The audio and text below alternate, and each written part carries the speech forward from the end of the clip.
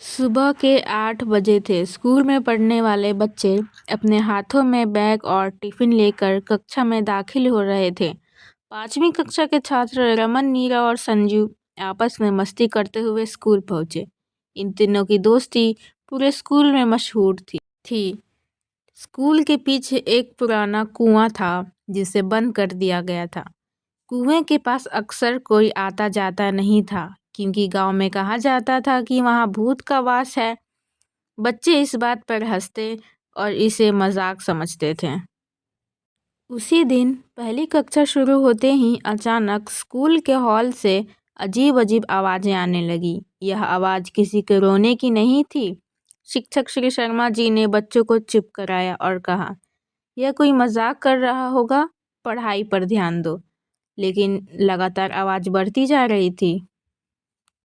रमन ने नीरा और संजू को इशारा किया और तीनों चुपके से बाहर निकल गए। उन्होंने ठान लिया था कि वे इस रहस्य को सुलझाएंगे। वे धीरे धीरे आवाज की दिशा में बढ़े और स्कूल के पीछे वाले कुएं तक पहुंचे। वहां उन्हें ऐसा लगा जैसे किसी ने उनके नाम पुकारा। तीनों के रोंगटे खड़े हो गए।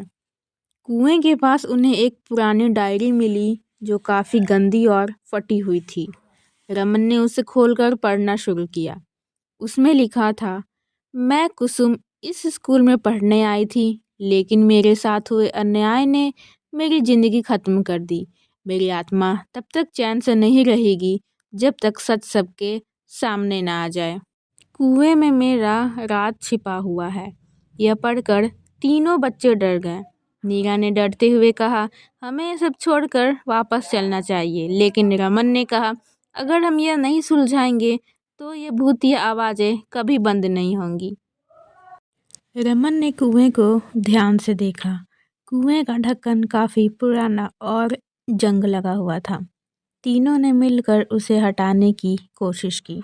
जैसे ही कुएं का ढक्कन हटाया गया, एक ठंडी हवा का झोंका निकला और तीनों के सामने एक धुंधली सी परछाई प्रकट हुई। यह परछाई एक लड़की की थी। उसने धीरे से कहा, मुझे इस कुएं में फेंक दिया गया था क्योंकि मैंने स्कूल के प्रधानाध्यापक के गलत कामों का विरोध किया था।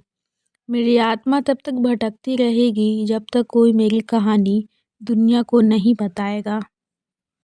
बच्चे डर तो गए थे, लेकिन उन्होंने तय किया कि वे इस भूतिया घटना का सच सबके सामने लाएंगे। अगले दिन वे डायरी को लेकर स्कूल के मुख्य अध्यापक के पास गए।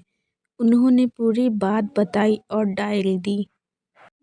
मुख्य अध्यापक ने पुलिस को बुलाया।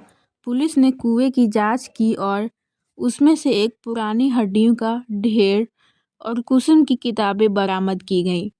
यह खबर पूरे गांव में फैल गई। कुसुम की आत्मा की शांति के लिए गांव वालों ने पूजा रखवाई।